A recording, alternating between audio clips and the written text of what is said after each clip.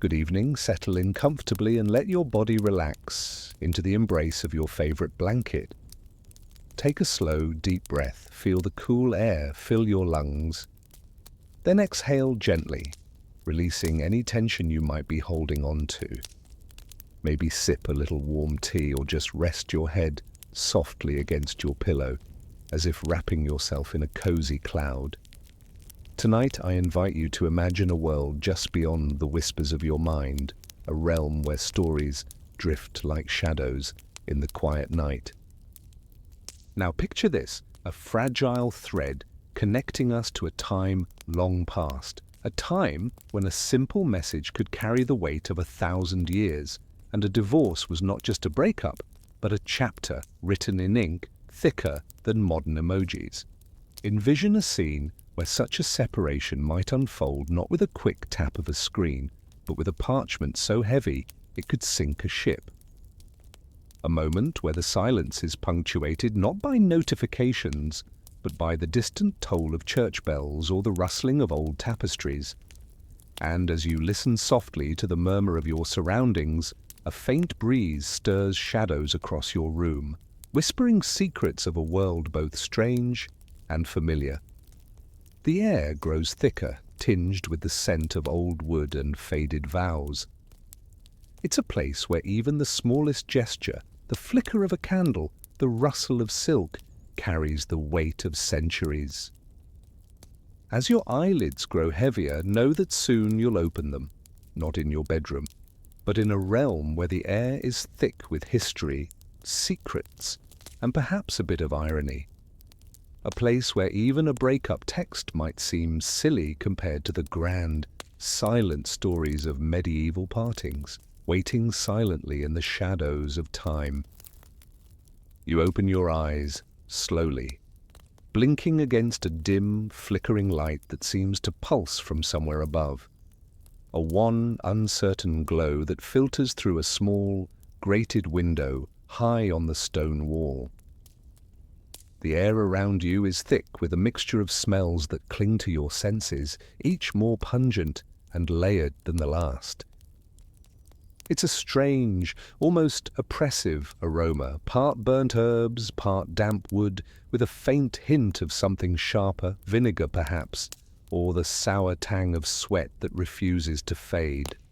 Your skin prickles from the coarse, rough texture of the blanket beneath you, a woven, itchy fabric that scratches more than comforts, as if it's trying to remind you that this isn't home and never will be.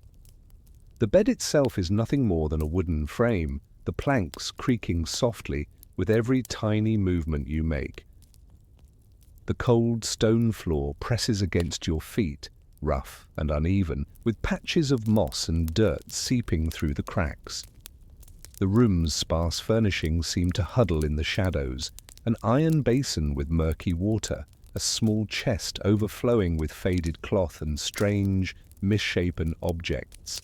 You notice a mask hanging on the wall, an odd bird-like visage with a long beak, painted in faded reds and blacks, staring down at you as if it's waiting for something, or perhaps judging your very presence.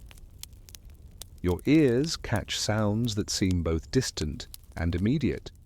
The clang of a blacksmith hammering away somewhere outside, the muffled shouts and laughter of villagers passing by in the street below, the occasional groan of someone sick or injured, their voices blending into a murmur that feels almost like a living, breathing thing.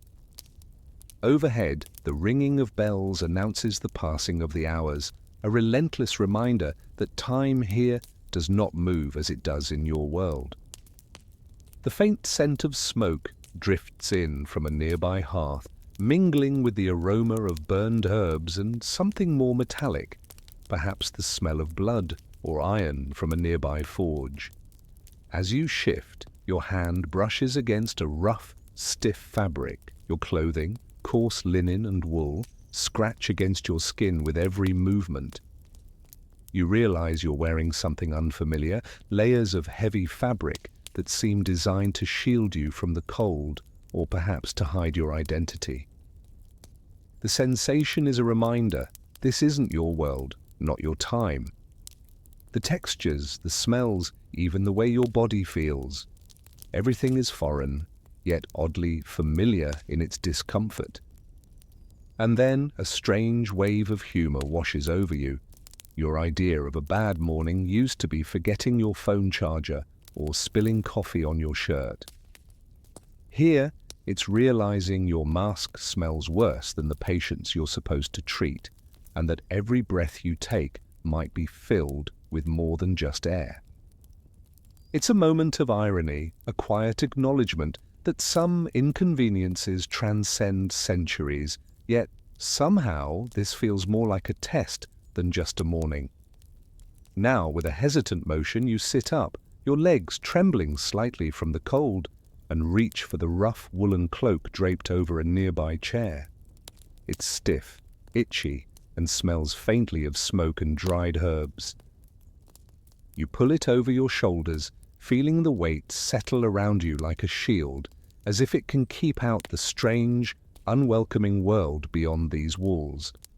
Before stepping out, you take a sip from the basin's water, lukewarm, slightly bitter, with a gritty undertaste, just to steady yourself. Stepping into the room, you notice the faint glow of dawn creeping through the tiny window. It reveals a bustling village outside, a patchwork of thatched roofs, narrow cobblestone streets, and houses built from uneven stones and weathered wood. People move about like a slow-moving river, merchants calling out, children laughing and chasing each other through muddy lanes, farmers leading oxen laden with hay or fresh produce. The air is filled with sounds, the clang of a blacksmith's hammer, the rhythmic clatter of wooden carts, the distant call of a peddler hawking his wares. Somewhere, a dog barks sharply, then settles into a low growl, as if warning of something unseen. Your gaze falls upon the villagers. They cast curious, respectful glances your way, some with a hint of caution, others with mild admiration. You notice the men in rough tunics and trousers, their faces weathered from sun and wind. Women wear long dresses, their hair covered with scarves or simple veils, tending to chores or children. Children dart past, their laughter piercing through the hum of daily life, their cheeks flushed with the cold or excitement. The village feels alive, yet strangely quiet, as if everyone is aware of something unseen, something just beyond the edge of perception. As you take it all in, you realize that to truly understand where you've just woken up, you must step back, away from the immediate scene, and see the larger picture. This place, this moment, is woven into a broader tapestry of history, tradition, and belief. To grasp its meaning, you'll need to look beyond the shadows and listen to the whispers of the past that still linger here, waiting patiently for their story to be told. You find yourself living in a time where the world is a vast tapestry woven from the threads of medieval life, an era that spans roughly from the 11th to the 15th century, a time when kings and queens held sway over sprawling kingdoms, and the echoes of their decrees vibrated through every village and marketplace. It's a world where the sky is often overcast, and the air carries a mix of smells, damp earth, burning wood, and the faint aroma of baked bread that's just been pulled from the oven. You've woken up in a period when the land is ruled by a patchwork of monarchs, lords, and bishops, each vying for power, often more concerned with their own survival than with the well-being of their subjects. Society is a strict hierarchy with nobility perched high, cloaked in riches and privilege, while the peasants and serfs scratch out a meager existence beneath them, their days dictated by the chime of church bells and the rising and setting of the sun. The difference between the aristocrat and the labourer is as stark as a castle's stone wall against a muddy village street. One side adorned with gilded tapestries and fine silks, the other with rough-spun cloth and dirt-streaked faces. Wealth, as always, is a matter of luck and lineage. A noble's wealth might be measured in land, gold, or reputation for piety, while the common folk survive on what little they can harvest or barter. Power is a game of who has the bigger sword or the louder voice, kings issuing decrees that are often more symbolic than practical, while local lords enforce their will with a mixture of fear and loyalty, their authority enforced by armies of armored knights or sometimes just the weight of their reputation. And the world around you? Imagine towns with crowded markets, busier than Black Friday sales, but with more pigs than people, where merchants shout over each other in a language that sounds like a mixture of grunts and poetry, and where the cobbled streets are often muddy, especially after a rain that turns everything into a slick, sticky mess. The marketplaces are alive with chaos, traders hawking spices from distant lands, villagers bartering for a new pair of shoes, children scampering between legs, and the scent of roasted meats mingling with the stench of livestock. Outside the city walls, the fields stretch in endless waves of green and gold, dotted with farmers tending to their crops or herders watching over their flocks, all under a sky that can be as merciless as it is beautiful. Your daily rhythm is dictated by the church bells, striking at dawn to wake the town, tolling at noon to remind everyone to pray, and ringing again at dusk, signaling it's time to rest. The day begins with the crowing of roosters, louder than your alarm clock and possibly more reliable, and ends with the flickering light of candles or torches. Taking a bath? Well, that was almost a secret ritual, like declaring to your neighbors that you might be planning something shady. Baths were rare, often seen as a sign of wealth or a questionable habit, and most folks washed in cold water, quickly and without fanfare, fearing that a prolonged dip might invite suspicion, or worse, illness. Speaking of health, your idea of a good cure doesn't involve aspirin or modern medicine, but rather potions brewed from herbs, sometimes with more superstition than science behind them. Spices and ointments were thought to ward off everything from the plague to bad luck. Some believed that carrying a handful of onions in your pocket could keep the sickness away, while others swore that sniffing flowers soaked in vinegar was a safer alternative to social distancing. As for the broader picture, well, this is a world where kings wage wars with armies larger than your village, and invasions are as common as the changing seasons. The landscape is scarred with castles, battlements, and fields turned battlefields, all under the watchful eyes of religious figures who hold sway over both belief and governance. The church is not just a spiritual authority, but a political one, shaping laws, morality, and even the very fabric of daily life. Superstitions flourish, believing in omens, charms, and the power of saints, and many decisions are made based on the signs seen in the sky or the patterns of birds flying overhead. You might find it amusing, if not a little absurd, that some believed carrying a handful of onions could ward off the plague, or that a certain flower soaked in vinegar could act as a medieval mask, protecting you from unseen dangers. It's a world where faith and fear are intertwined, guiding every action, every hope, and every superstition. Now, as you stand amid this landscape of stone and story, it's time to zoom in, away from kings and armies, away from battles and banners, and focus on the quiet, intimate details of your everyday life in this medieval world. When we look closer, we'll see how people washed themselves, how they managed their homes, and what it truly meant to live in a time so different, yet strangely familiar in its quirks and contradictions. You begin your morning as quietly as a whisper, stretching beneath the coarse, itchy blanket that's been your companion through many a restless night.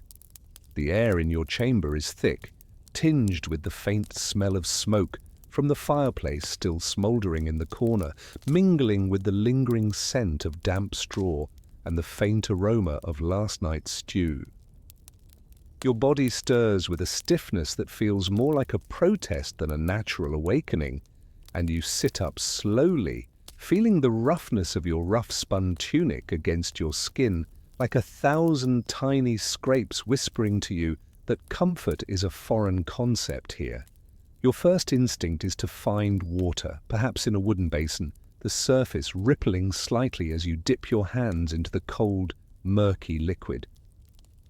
The sensation is startling. The water is shockingly cold, not the lukewarm, fragrant showers you might be used to, but an honest, brisk splash that awakens every nerve ending. You splash the water on your face, feeling the rough fabric of your towel, more of a rag really, scrape against your skin as you wipe away the sleep. There's no soap, no delicate lather, just water, some herbs perhaps, or a splash of vinegar if you're feeling particularly cautious about scent.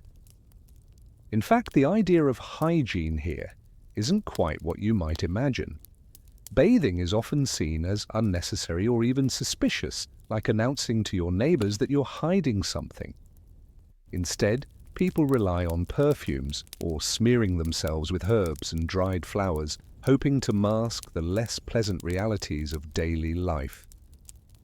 It's a ritual more about perception than cleanliness. Think of it as a medieval version of a quick spritz of perfume before heading out the door, except your perfume might be a handful of crushed rosemary or a dash of vinegar in a cloth. Forget your 10-step skincare routine. Here, survival is splashing some water and hoping the smell doesn't scare the neighbors.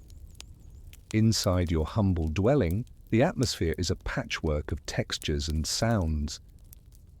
The walls are made of rough, darkened wood, scarred from years of smoke and time.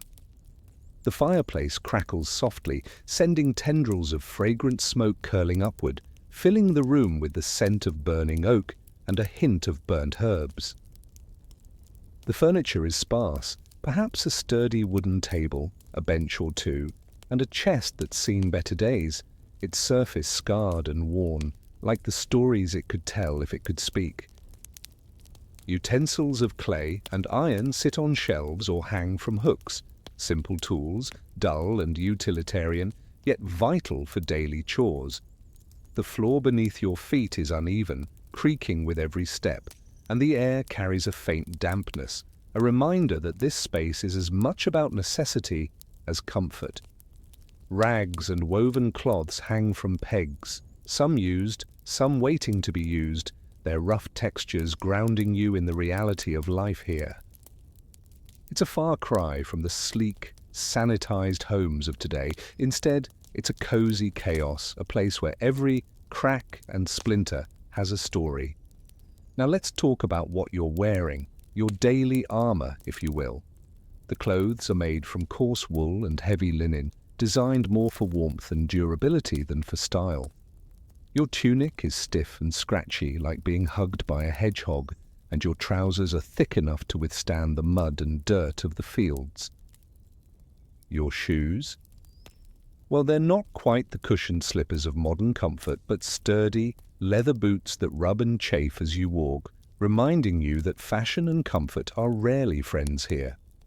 Your body reacts accordingly, itching at the seams, shivering when the chilly morning air seeps in through gaps in the walls, and stiffening from hours of standing or bending over chores. It's a far cry from your soft, breathable fabrics, but somehow this rough attire becomes a second skin, one that's more about survival than style. If you think your cozy sweater is uncomfortable, try wool that feels like 100 tiny needles hugging your skin. Welcome to medieval fashion. As you go about your morning, hunger nudges you forward.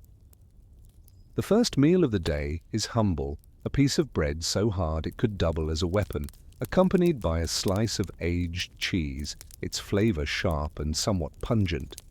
Perhaps a bowl of broth, thin and watery, with a few scraps of meat or vegetables floating on top. Nothing fancy, just enough to get you moving. The taste is a reminder that sustenance here is more about necessity than pleasure. You chew slowly, savoring the salty tang of the broth, feeling the gritty texture of the bread, which is more crust than crumb. Coffee? No such luxury. Instead, your caffeine comes from a hearty, bitter herbal infusion or a splash of vinegar designed to wake you up, an early morning shot of austerity, served without sugar or cream, just the raw, honest taste of survival. And let's not forget the rituals, because even here, superstition and tradition weave themselves into your daily hygiene. Before you step outside, you might clutch a small amulet, a tiny charm believed to ward off illness, or mutter a quick prayer, crossing yourself for good measure. Incense made from dried herbs is burned in a small brazier, filling the room with a pungent smoke that's supposed to purify the air and ward off evil spirits. Some believe that carrying a sprig of rosemary or a clove of garlic can keep disease at bay, and so these small tokens become part of your everyday routine, like a medieval version of a wellness app, but with more herbs and fewer notifications. As you prepare to face the outside world, you realize that this space, your home, is a microcosm of the larger universe. The wood smells of smoke and sweat, the walls are rough and dark, and every object seems to carry the weight of history. It's a place of simple, honest survival, where comfort is a distant dream and cleanliness is more about appearances than hygiene. But this is life, and somehow you're acclimating, finding rhythm in the chaos, comfort in the routine, and humor in the absurdity of it all. Because if there's one thing you learn quickly, it's that even in this gritty, imperfect world, life continues, clunky, rough, and unrefined, but undeniably yours. You step out of the dim, shadowed confines of your humble dwelling, your feet meeting the uneven, often sticky earth outside. The air is cool and crisp, or perhaps damp and heavy with fog, depending on the hour, and the world around you feels alive with the muffled sounds of a waking village.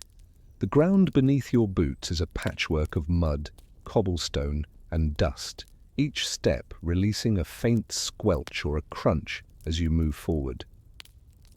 The sky above is cloaked in a low-hanging mist that seeps into every corner of your senses, wrapping the town in a soft, grey veil.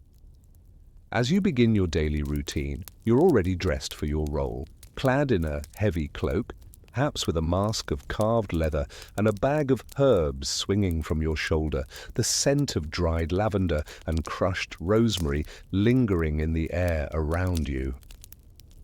The cool leather of your boots feels rough against your skin, and the weight of your tools, small knives, scrolls, or vials, reminds you of your purpose. The streets are bustling with activity, yet everything seems slower, more deliberate, like a river flowing through molasses. Children run past, their laughter echoing like distant bells, some stopping to stare at you with wide, curious eyes, half in awe, half in fear. Traders shout from their stalls hawking their wares, dried fish, woven cloth, or shiny trinkets, while farmers lead oxen and carts, their wheels grinding over the uneven stones. Soldiers march past, their armor clanking softly, eyes sharp for trouble, while monks and priests move quietly, their robes whispering as they go about their sacred duties. You are part of this rhythm, this ceaseless movement, a thread woven into the fabric of the community. Your role? To serve, to protect, to heal, or perhaps to discipline, depending on your calling. Children stare at you, half curious, half terrified, their innocent faces a mirror to the fears and superstitions that lurk beneath the surface of this busy life. You're a figure of authority, yet also of suspicion. Your presence commands respect, but also cautious glances. You carry your tools, perhaps a staff with a carved head, a leather pouch filled with dried herbs, or a small bundle of scrolls, and they announce your purpose before you even speak. Today, your duties take you to the marketplace, a place more chaotic than a modern supermarket on Black Friday, but with fewer smartphones and more livestock. The scent of fresh bread mingles with the aroma of roasted meats and the earthy smell of freshly turned soil from nearby farms. The voices of vendors rise and fall like a chorus, some loud and boisterous, others soft and whispering secrets into the wind. You weave through the crowd, your presence always noticeable, sometimes welcome, sometimes met with wary glances. Your job might be to examine a sick child, diagnose an old man's aching joints, or dispense herbs and remedies for common ailments. You might carry a small pouch of dried herbs, rosemary, thyme, or sage to sprinkle over a patient's wound, or hold a vial of tincture made from crushed roots and flowers. The smell of vinegar and incense clings to your hands, a testament to your efforts to purify and comfort. Some doctors believed that carrying a cane wasn't just for support. No, it was for poking patients from a safe distance, as if their ailments might be contagious, even through a simple tap. Others thought that smoking tobacco inside the beak of their mask would keep the disease at bay, acting as a sort of medieval aromatherapy, though of course they had no idea how little that actually helped. As you move from one scene to another, you might visit a crowded tavern where the air is thick with the scent of stale ale and roasted onions, or walk past a church where a procession is forming, the clergy chanting softly as they carry relics or relic-like charms. The community's rhythm is punctuated by the toll of bells, the clang of blacksmiths forging tools or armor, and the shouts of merchants bargaining over prices. Every activity is infused with a sense of purpose, whether it's a farmer harvesting crops under the watchful eye of a local lord, or a young apprentice learning to tend to wounds, carefully pressing herbs into a wound's gash. You feel the weight of your responsibilities, sometimes overwhelming, often humbling. The smell of sweat, smoke, and herbs becomes your daily perfume. Your hands become rougher, your skin more weathered, your patience tested by the endless cycle of chores and emergencies. Your interactions with others are a delicate dance. Nobles regard you with a mix of respect and disdain, servants nod politely, and soldiers look at you with a mixture of suspicion and necessity. Children giggle when they see you hiding behind their mother's skirts, while elders nod sagely, knowing you are an essential part of this intricate web of life. And behind every busy market stall and every wary glance, there's a deeper fear that shapes this world, fear of the unseen, of the unknown, of what might happen if you fail in your duties. Sometimes your work involves strange rituals, burning herbs in a small brazier, reciting prayers in Latin, or tying small charms around a patient's neck, all in the hopes of warding off disease or misfortune. Some believe that carrying a sprig of garlic or a tiny skull carved from bone can keep spirits and sickness at bay. These superstitions, quirky as they are, hold sway over the minds of many, fueling the collective paranoia and hope that define this society. As the day progresses, you absorb the bustling energy of the community, embodying your role amid the chaos and calm, the fear and faith. You become part of a world where life is a constant balancing act between health and sickness, faith and superstition, order and disorder. And as you prepare to step back into the shadows of your home, you carry with you the quiet knowledge that in this medieval universe, your work, your purpose, and your very presence are woven into a story far larger and perhaps far stranger than any modern day could ever imagine. It's the weight of unseen fears pressing down on everything, diseases that lurk in every breath, famine that could strike with a single failed harvest, wars that threaten to swallow entire towns in flames, and divine punishments that descend like thunder from a wrathful sky. You sense it in the way people clutch their rosaries or cross themselves at the slightest sign of trouble, whispering prayers under their breath, as if words alone could stave off catastrophe. The streets are thick with the unspoken, a heavy silence broken only by the toll of church bells, sometimes signalling a funeral procession, sometimes announcing a new threat. You notice how the air feels heavier near the churches, filled with the scent of incense and wax, as if the smoke can lift the collective dread that hangs over the community. Everyday life is infused with religiosity. Signs of the cross before starting work, prayers muttered before meals, the veneration of saints depicted in paintings that seem to watch over the town like silent guardians. You see monks in their robes chanting hymns as they process through the streets, their voices rising and falling like a wave, carrying hopes and fears alike. Candles flicker in the darkened windows of churches, casting long shadows over the stone walls, while the smell of burning incense drifts lazily through the air, sometimes mingling with the sharp scent of herbs and spilled wine. People kneel in pews, arms raised in supplication, seeking divine mercy. Today you might scroll TikTok for comfort, but here folks clutch rosaries as if they were life jackets in a storm, each bead a prayer, each prayer a desperate attempt to hold back the chaos of the world. Superstitions are woven into the very fabric of daily routines, as common as breathing. Amulets carved from bone or stone hang from necks or are tucked into pockets, believed to ward off spirits or sickness.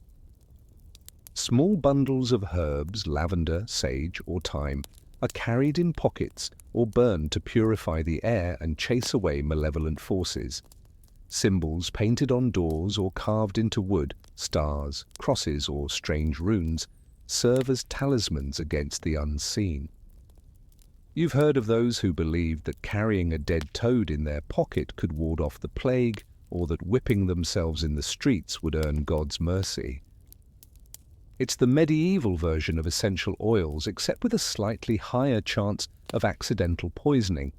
Perhaps you've seen someone smear ashes on their forehead or sprinkle holy water onto sick beds, hoping that divine intervention might save a life.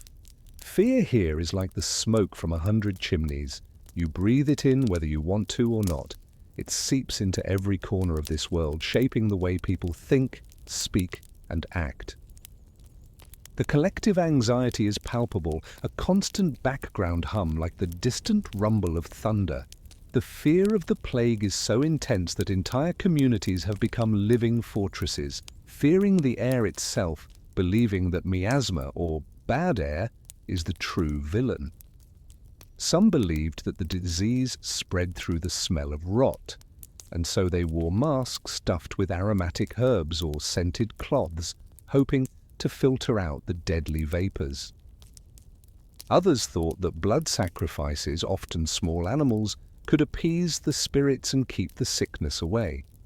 You might have heard tales of villagers setting fire to herbs and animal remains in the town square, the smoke curling upward like a prayer sent to the heavens. It's the medieval equivalent of essential oils, but with a slightly higher chance of accidental poisoning. This pervasive fear unites people in strange ways, sometimes bringing them together, sometimes tearing communities apart. The suspicion of outsiders is fierce. Strangers are eyed warily, accused of spreading curses or witchcraft.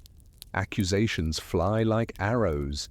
Anyone who looks different, acts strangely, or simply doesn't conform might be branded a witch or heretic. There are stories of lynchings, mobs storming into homes, dragging suspected witches into the streets, and demanding confessions in a chorus of shouts and accusations. Fleeing in mass, a kind of collective panic, becomes common as families abandon their homes in hopes of escaping the invisible threat. Fear here is a force that divides as much as it unites, woven into the very fabric of everyday life, an ever-present whisper that perhaps the end is near. And you, as someone caught in the middle of it all, whether you're a healer, a monk, or a simple village watchman, Feel your role amplified by this atmosphere. The villagers look at you with a mixture of hope and suspicion. Some see you as a protector, a conduit of divine mercy, clutching your herbs and relics as if they could conjure salvation. Others regard you with mistrust, whispering behind your back that perhaps you're an accomplice of the plague, or worse, a heretic in disguise. Their eyes flicker with a mix of reverence and fear, some praying silently as you pass, others crossing themselves, as if your presence might carry the contagion. When you examine the sick, you're aware of their trembling hands and darting eyes, the way they clutch their amulets or whisper silent prayers. You're a symbol of hope and dread all at once. Strange practices surround you, quirky rituals born from desperation and superstition. Some believed that carrying a dead toad in your pocket could ward off the plague, while others thought that whipping yourself in the streets would earn God's mercy. Incantations are softly spoken over sick beds, candles are lit in patterns only the devout understand, and strange symbols are painted on walls to ward off evil spirits. The smell of burning herbs, blood, and incense mingles in the air, an intoxicating mixture that's part medicine, part magic. It's the medieval version of essential oils, except with a slightly higher chance of accidental poisoning. You've seen villagers pressing tiny charms into their skin, whispering prayers to saints, or clutching relics tight enough to turn white-knuckled. Every object, every gesture is a thread in the web of collective anxiety, a desperate attempt to buy time against the invisible enemy. Fear here isn't just a personal feeling, it's a collective force, uniting and dividing, shaping every decision, every prayer, every suspicion. It's the unseen shadow that makes the blood run cold when a new cough is heard, or when a neighbor suddenly disappears. It's the reason that entire towns can turn on one another in a heartbeat, driven by the terror of the unknown. The fear is like a fog, thick and persistent, yet strangely comforting in its familiarity, something that wraps around you like a heavy cloak, whispering that no matter how brave you are never truly free from its grasp. And amidst this sea of fears, your role is both fragile and vital. You are the bearer of hope, the face of divine mercy, or perhaps just a man trying to do his best in a world that feels forever on the brink of chaos. People look at you with a mixture of trust and trepidation, whispering prayers when you pass, secretly hoping your prayers are enough, and secretly fearing they are not. You carry the weight of their fears, their superstitions, their desperate hopes, and their unspoken dread. Every step you take is a dance with the invisible, a delicate balance between faith and doubt, life and death. As you stand amid these ancient fears, remember, the community's anxieties are as real as the cold stone beneath your feet, as tangible as the smoke from the candles that flicker in the dark. Fear here is like the smoke from 100 chimneys. You breathe it in whether you want to or not. It's woven into the fabric of this medieval world, shaping lives, fueling rituals, and coloring every prayer. And yet, beyond all that, there's a strange, quiet hope, an ember buried deep beneath the ashes that maybe, just maybe, the fears will pass, and dawn will break over a world a little less haunted by shadows. But for now, you remain within this ancient storm of faith and superstition, a silent witness to the fears that bind and define the people around you. And as you prepare to move beyond this chapter, know that even in a world heavy with fear, there are bonds, fragile, human, and surprisingly resilient, that keep life moving forward, one prayer, one charm, one small act at a time. They lean on each other not just for bread or warmth, but for the kind of comfort that only another heartbeat nearby can bring. In this world of shadows and whispers, the simple act of sharing a fire's glow or passing a bowl of stew becomes a silent promise. I am here. I am with you. Even amid the suspicion and the danger, human connection remains a lifeline, a fragile thread that keeps the whole tapestry from unraveling entirely.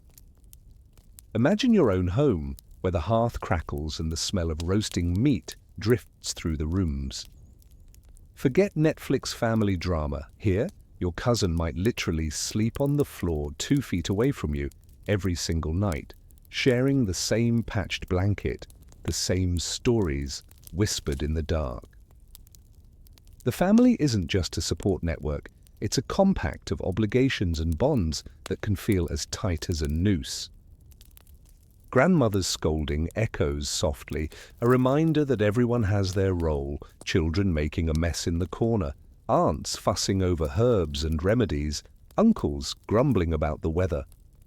The household is a universe of its own, where love and duty collide in a dance as old as the stones beneath your feet. And yet, within those walls, there's also the quiet sense that you're trapped, bound by arranged marriages, debts, and expectations that no amount of kindness can quite loosen. Outside your door, the streets hum with life, neighbors helping each other mend a roof, swapping stories as they share a crust of bread, whispering advice over a broken cartwheel. These small acts of friendship are the glue holding the community together. Yet, in a world haunted by disease and suspicion, they're also delicate, easily cracked. A whispered rumor of witchcraft, a neighbor's illness, or a dispute over a goat can turn trust into treachery overnight. You've probably seen it, alliances forged in the marketplace only to be broken by a jealous glance or a false accusation. Friendships here are as fragile as a glass vial, beautiful, necessary, but easily shattered under the weight of gossip or fear. And what about love? Here, it's not a swipe right or a quick message. It's a furtive glance across a smoky tavern, a secret meeting beneath the cover of night, a promise made with trembling hands. Imagine the thrill of a stolen kiss behind a curtain, the hope that a glance might turn into more, even if, most days, the world seems set against such tenderness. Weddings are grand spectacles, feasts with roasted meats and sweetened bread, music filling the air, the scent of spiced wine mingling with the sweat of dancing. Yet beneath the celebration lurks a quiet tension. Will the marriage hold? Will the plague or a jealous rival tear them apart? At least your Tinder swipes don't involve a village gossip's sharp tongue or a town crier announcing a new scandal before breakfast. And then there are the hierarchies, a constant reminder that your place in this world is shaped by rank and status. Nobles relax in their grand halls, their tables piled with roasted pheasants and sweet pastries, while peasants squeeze into their cramped cottages, their meals humble but hearty. The clergy, with their robes and relics, wield a different kind of power. Respected by some, feared by others, their influence a mixture of divine authority and political cunning. You, as the local doctor or healer, sit somewhere in between, respected by those who believe in your herbs, yet always slightly mistrusted, as if your knowledge of sickness gives you a secret power to either save or condemn. You've seen it, a noble offering a generous gift only to look away when a serf's plea for help is ignored. The social dance is intricate, with unspoken rules and subtle gestures, bowing, curtsying, the careful avoidance of certain topics, each one a step in the ongoing performance of societal order. And then there are the gatherings, festivals, processions, markets, where the community's heartbeat is loudest. You've been part of the sights and sounds, colourful robes and banners fluttering in the breeze, the smell of freshly baked bread mingling with the incense from a distant procession. During a festival, everyone wears their best, brightly dyed fabrics, gilded jewelry, or simple but clean linen, smiling and singing, trying to forget the ever-present threat of sickness or war. The air is thick with the sound of fiddles and drums, the taste of honeyed apples and roasted nuts, and the touch of cold hands clasped in greeting. You've watched neighbors exchange vows during a wedding, the bride's veil shimmering as she steps into her future, or mourners gathering in black cloaks at a funeral, their voices hushed but heartfelt. These collective moments knit the community closer, an unspoken agreement that despite everything, life must go on, but it's not all harmony. Rivalries simmer beneath the surface, disputes over land boundaries, jealous whispers about a neighbor's secret affair, accusations of witchcraft that could lead to a lynching. You've seen it, a heated argument erupting in the marketplace, a mob chasing after a suspected witch, the fear and suspicion turning friend against friend. Social tensions are as common as the broken pots and spilled ale, part of the messy, imperfect human tapestry. Your role, whether as healer, town crier, or just a witness, places you at the heart of it. People look at you with a mixture of hope and suspicion. They pray you'll keep the plague at bay, but they also wonder if you're secretly helping it spread. When you tend the sick, you feel their trembling hands, hear their whispered prayers, and see the flicker of hope or fear in their eyes. They might clutch a charm or murmur a prayer as you approach, or cross themselves in silent plea. Sometimes your presence is a comfort. Other times it's a reminder of the fragile line between health and sickness, life and death. You've heard of strange beliefs, some almost comical in their simplicity. In certain villages, people thought that sneezing during a wedding was a sign of good luck, unless it was a particularly loud one, which, depending on the grandmother's mood, might mean trouble. Others believed that public punishments, whipping, branding, or even public shaming were not just justice, but entertainment, like a medieval version of reality TV, where everyone watched and whispered about the shame of those caught in the act. These rituals, bizarre as they are, serve as social glue, reminding everyone that the community's eyes are always watching, always judging. In this world, the line between fear and faith blurs easily, with superstitions woven into the very fabric of daily life. You might carry a bone charm in your pocket or burn a strange herb at dawn, hoping to ward off evil, an act that's part magic, part superstition, and part desperate hope. And so, amid all the chaos and caution, life continues. Bonds form and break, secrets are kept, and hearts beat in quiet defiance of the darkness. You see it in the way neighbors share a loaf of bread, in the unspoken trust that keeps the village alive, even when suspicion hangs thick in the air. The community's fears are as real as the stones beneath your feet, yet so too are the hopes. Small, fragile, but stubborn as the weeds pushing through cracks in the pavement. And in the midst of it all, you realize that despite the shadows cast by fear and superstition, the human need for connection remains unbroken. It's what keeps this world turning, what allows the flame of life to flicker in the darkness, small, warm, and surprisingly resilient. Because even in a world haunted by whispers of witchcraft, divine punishment, and unseen enemies, the simple act of reaching out, an honest glance, a shared meal, a hand clasped in reassurance, remains the most powerful force of all. You wake up to the faint glow of dawn filtering through a small, rough window, sunlight spilling over a worn wooden table set with modest utensils.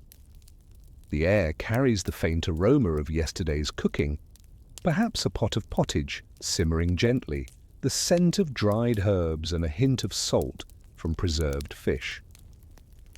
The table itself is a simple affair. A coarse linen cloth, a few trenchers carved from bread, their crusts golden and crackling at the edges. You notice how the surfaces are scarred from years of use, each mark a silent witness to countless meals, quiet mornings and hurried suppers after a long day. As your senses awaken, you feel the texture of the bread, the roughness of the crust, the soft, slightly damp crumb beneath your fingers. The smell of stale ale and vinegar mingles with the fresh herbs, inviting your appetite to stir. The flickering light dances across mismatched plates of clay and wood, each telling its own story, some chipped, some stained, yet all functional. Nearby, a battered knife and a wooden spoon lie waiting, ready to carve into the day's first bite. Perhaps a piece of hard cheese, crumbly and salty, sits beside a handful of dried onions, humble fare, but enough to keep hunger at bay until the next meal. You recall the ritual of the morning meal, an act of quiet reverence, a moment to gather strength before the day's demands. Before you eat, a quick prayer or blessing is whispered, perhaps a simple, "God bless this food," or a more elaborate plea for health and protection. Hands are washed in a basin of cold water, the simple act grounding you, reminding you that even in these humble surroundings, there are customs, small gestures that mark respect and order. The order of service follows tradition, the eldest or the highest status first, then the others, each receiving their share with measured patience. Portions are carefully divided, no excess, no waste, each morsel a reminder that scarcity is always lurking just beyond the horizon. Your meal is modest but nourishing, a steaming bowl of pottage, thick with grains, beans and bits of root vegetables, its aroma earthy and inviting. On certain days, when the catch has been good, a piece of salted fish appears, its flesh soft and flaky, a precious commodity. Loaves of coarse bread, dark and chewy, are torn into rough chunks perfect for dipping into the broth or spreading with a smear of leftover cheese. Eggs, if available, are boiled until firm, their bright yellow yolks a small burst of colour amid the browns and greys of the table. On the side, a handful of onions and garlic, pungent and sharp, add a kick that awakens the senses, making even the simplest meal a kind of sensory feast. Compare this to your modern routine, your carefully packaged, hyper-sanitized snacks, or the endless variety in supermarket aisles. Here, there's no glistening produce wrapped in plastic, no neon-lit displays promising superfood or gluten-free miracles. Instead, everything is tangible and real, the grainy texture of bread, the tang of vinegar, the slight grit of salt on your tongue. Some days the water tastes faintly of earth, a reminder that purity is a luxury, not a guarantee. And yet within this simplicity lies a kind of richness, an authenticity that your modern meals often lack, buried under layers of packaging and marketing.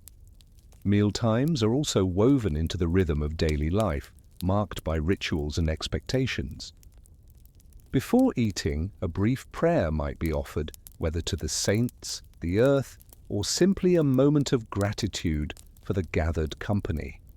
Hands are washed, not with fragrant soap, but with cool, sometimes murky water, often poured from a wooden basin. The eldest or the lord of the household takes the first portion, a sign of respect, a reminder that hierarchy is woven into every aspect of life, including the humble act of breaking bread. Small portions are measured carefully, no piling up plates, no second helpings without permission. Food is a gift, a shared treasure, never taken for granted, especially in lean times.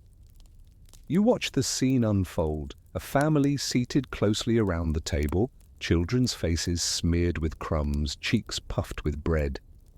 The old grandmother, with her weathered hands, slices a piece of cheese, offering it to the youngest, her voice soft but firm.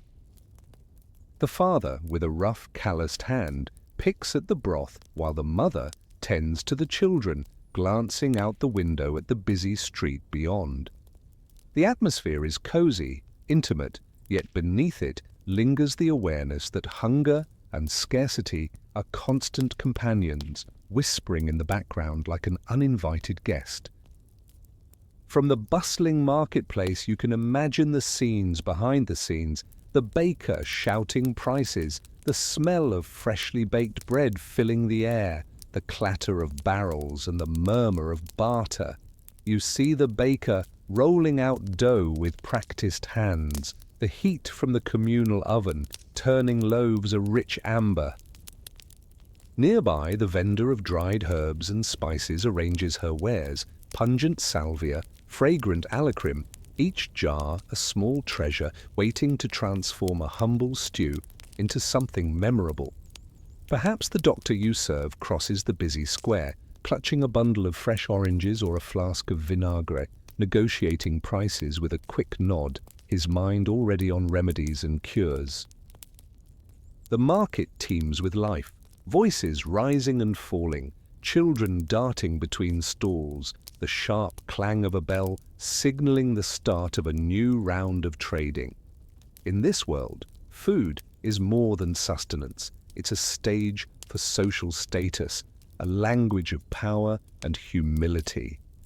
A noble's table might be laden with roasted venison, saffron-infused sauces, and sweetmeats soaked in honey, each dish a symbol of wealth, a testament to access and abundance. A simple craftsman's meal, by contrast, might be a piece of coarse bread, some salted fish, and a cup of weak ale, enough to keep the body moving, but never enough to forget the hunger lurking outside the door. The difference is clear, but so is the understanding. Even the poorest find moments to celebrate, to share, to feel part of something larger than themselves. You see it in the way people gather after the day's work, at taverns or communal tables, where the noise of laughter, the clink of mugs and the strum of a lute fill the air. Maybe a jester is performing, or a bard is singing tales of heroes and lovers, the melody drifting over the gathered crowd like warm honey. The tavern's smoky air, thick with the scent of roasted nuts and spiced wine, wraps around you like a blanket, making the world outside seem distant and cold. Here, the simple act of sharing a meal turns into a festival, each bite, each sip, a small act of rebellion against the darkness outside. Sometimes a night of revelry is interrupted by a sudden quarrel, jealousy flaring over a stolen glance or a disputed debt, reminding you that even in celebration, tension simmers beneath the surface. And in the quiet corners, you might notice a solitary figure nursing a cup of sour wine, lost in thought. Perhaps a widow remembering her lost love, or a soldier contemplating the battles yet to come. The food on the tables is a mirror of life itself, rich in meaning, layered with stories, flavored by hope and despair. The feast, after all, is not just about filling stomachs, but about reaffirming bonds, asserting identity, or simply momentarily forgetting the hardships of survival. As the night deepens, the lanterns cast a soft glow over the faces of friends and strangers alike. You feel the warmth of shared bread and laughter, the hum of stories exchanged, the gentle weight of a hand resting on yours in a gesture of camaraderie. The table becomes a stage for life's small dramas, an exchange of glances, a passing of a sweet from hand to hand. The hunger that gnaws at you during the day is momentarily sated, replaced by a softer craving for connection, for community, for the simple pleasure of breaking bread together. And so as you lean back, your belly a little fuller, you realize that this act of eating, the ritual of food, binds you to others in ways words never could. It's a quiet revolution, a daily affirmation that life persists, that even in scarcity, humanity finds ways to flourish. Because after all, In a world where survival is a constant battle, the table is where the true victories are won, over hunger, over loneliness, and over the darkness that presses in from all sides. Once your plate is empty and your senses still tingling with the last taste of bread and herbs, the city outside begins to breathe again, murmurs of music seeping from open windows, the clatter of feet on cobblestones, the faint laughter echoing into the night. The evening's feast was more than nourishment. It was a reminder that despite the shadows, life's brightest moments are often shared around a simple table. Because after the meal, the city seeks music, laughter, and small acts of bravery, dances in the square, stories told in hushed tones, and a hope that tomorrow's bread will be just a little more plentiful than today's. Lanterns sway gently, casting elongated shadows that dance across the cobblestones with each breath of wind. The faint laughter from a nearby alley, muffled and contained, mingles with the smell of warm beer thickening in clay mugs and the dampness of the street's packed dirt and wet straw. You walk into the street, where the village breathes between the shadows and the flickering glow of torches, their flames flickering like nervous whispers, reminding everyone that even in celebration, darkness lurks just beyond the flicker.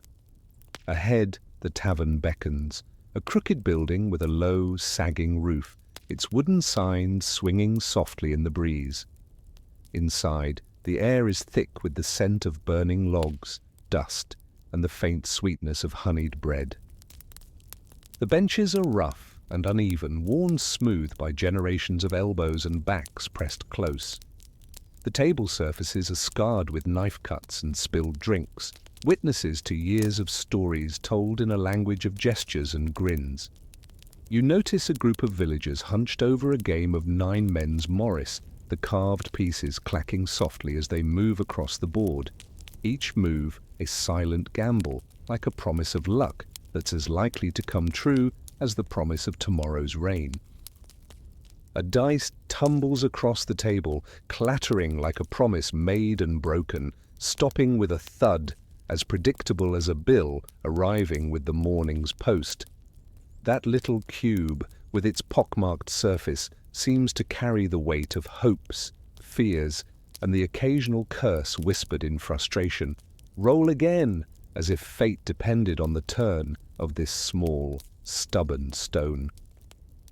Music spills from a corner, an old lute strummed by a weathered hand, the strings trembling under gentle fingers. Nearby, a Rebecca and a flute vie for attention, their melodies weaving through the smoky haze. You find yourself tapping your foot, joining the simple, rhythmic steps of a circle dance, their boots pounding the uneven planks, echoing like a heartbeat in the night. The dance is unrefined, a clumsy but earnest effort to challenge the darkness outside, to chase away the shadows with movement and song. Sweat beads on brows, the smell of old wool and burnt herbs rising with every turn, every shared glance. The villagers' faces glow with a mixture of joy and the quiet reminder that life's fleeting moments are precious, like sparks that ignite only briefly before fading into the night. Off to the side, a small wooden stage hosts a humble miracle, a moral play enacted by villagers in makeshift costumes, their faces painted with crude but expressive colors.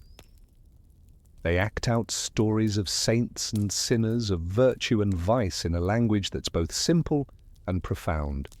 Laughter erupts at a clumsy villain's stumble, yet a hush falls when the village elders watch with reverent eyes, caught between mirth and reverence.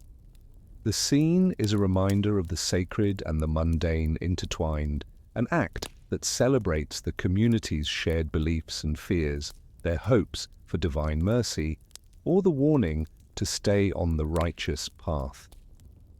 As the play concludes, the crowd disperses, some lighting candles to carry in procession, little points of flickering hope against the encroaching dark, The scent of wax and herbs fills the air, mingling with the faint aroma of roasted chestnuts and dried herbs carried from the market earlier in the day. Yet, beneath the conviviality, the shadows of superstition stretch long.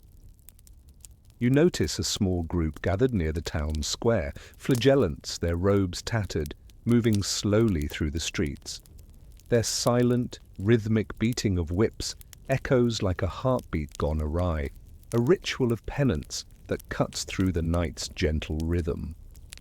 Some villagers watch with curiosity, others with suspicion, half in awe, half in fear.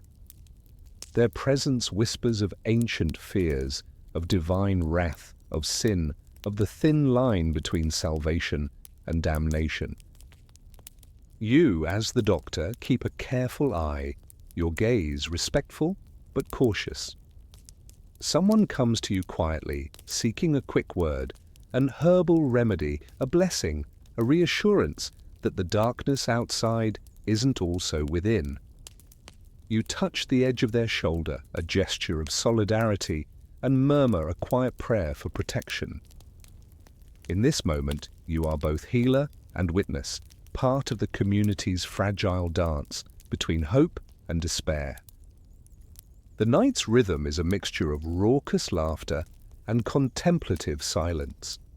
The village's laughter is hearty, spilling out into the streets like spilled wine, loud and unrestrained, yet tinged with an awareness of life's impermanence. When a song rises a melody of joy or longing, the villagers sing along, voices rising and falling like waves, sometimes in tune, often not, but always with heart.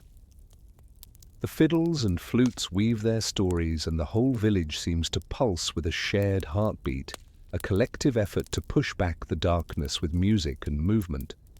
The dance is ungraceful, yet sincere, each step a small act of rebellion, a declaration that life, in all its messy, imperfect beauty, must be celebrated, if only for this fleeting moment.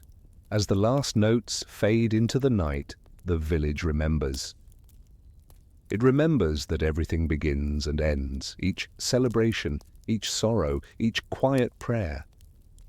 The bells toll softly in the distance, their chimes a gentle reminder that life's cycle is unending, birth, growth, decay, renewal.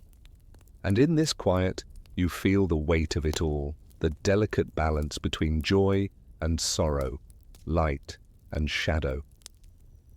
The festival is a fleeting respite, a breath between the breathless moments of existence. When you turn to leave, the faint glow of lanterns flickers across the rooftops, whispering that tomorrow will come with its own joys and fears. And perhaps, just perhaps, the night carries a promise that life's greatest courage lies in simply dancing in the dark, knowing that the dawn will eventually break, as it always does. The water stills with a faint steam rising, a small act of mercy amid the hurried rush of the moment. Outside, the distant toll of the church bell echoes softly, marking the beginning of a new chapter, a reminder that life's first breath is both a miracle and a promise, one that will be tested by time, by seasons, by the inevitable march toward its conclusion. You can almost see the tiny hand clutching a finger, a symbol of hope held tight in the midst of uncertain mortality. Later, at the village's humble church door, the betrothal unfolds, fingers intertwining over a simple cloth, a coin exchanged, bread and salt placed in the open palm as blessings are whispered from the gathered community. The moment feels sacred, yet familiar, a shared act, a collective hope that this union will endure despite the shadows of hardship. Music plays softly, a lute's gentle strum, a voice singing a tune passed down through generations, each note a thread woven into the fabric of a life yet to be fully lived. The village, as witness, stands quietly, their presence a testament to the importance of vows made in the sight of God and neighbors alike. Time moves forward, and you see the tools of craft and labor, an old, worn bench carved with initials and dates, a symbol of generations passing their work, their stories, to those who come after. The hands of ancestors, weathered but steady, guide the next in line, whispering lessons of patience, resilience, hope. An elder's voice offers counsel, reminders to nurture, to care, to honor the traditions that root them all in this shared existence. The scent of fresh earth, of herbs gathered for healing, fills the air, each object, each gesture, a stroke in the ongoing portrait of life's continuity. Then the shadow lengthens, an illness, a sickness that does not wait for proper rites. The simple chamber becomes a quiet sanctuary of prayers murmured in desperation. The unction of oil, the faint scent of dried herbs, the soft touch of a hand on a fevered brow.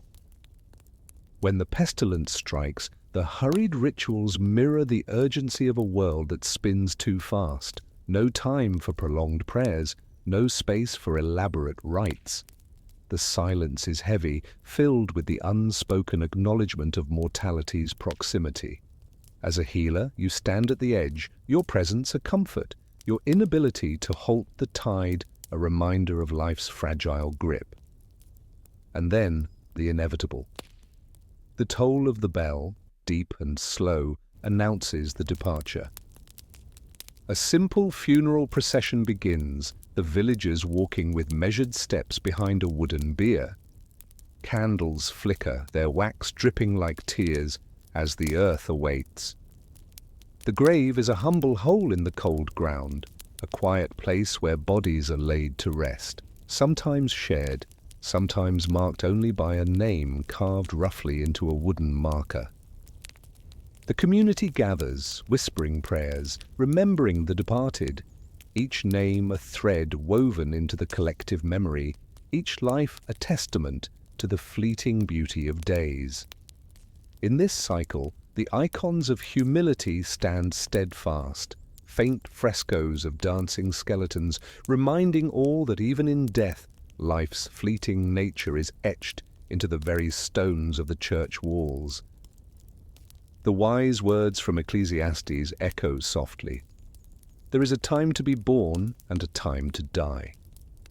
A truth simple yet profound, a rhythm that no mortal can escape.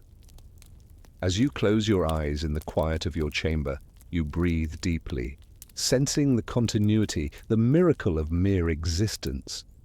Every loaf of bread broken, every cup lifted in a toast, every shared smile in the narrow street whispers the same truth. Life is a fragile gift repeated anew each day. The city, the village, the world, they breathe in unison, each moment a small act of grace amid the inevitable fading of shadows. The candle's flame flickers lower, the glow softening into dusk. The world outside continues, silent, steady, just as it has for ages. You thank this journey, this fleeting dance of birth, union, and death. As the night deepens, you gently turn back toward your bed, the weight of the day settling into your bones. The gentle rhythm of your breath slows, the city's breath too begins to quiet. Now, in this quiet moment, you rest, knowing that life's cycle will turn again, that each dawn will bring new promises, new farewells. Between the shadows and the faint hum of the world outside, there is a calm, a reassurance that everything begins and ends as part of a sacred, unending circle. And in this gentle sleep, you find comfort, the quiet assurance that life, in all its fleeting beauty, is enough.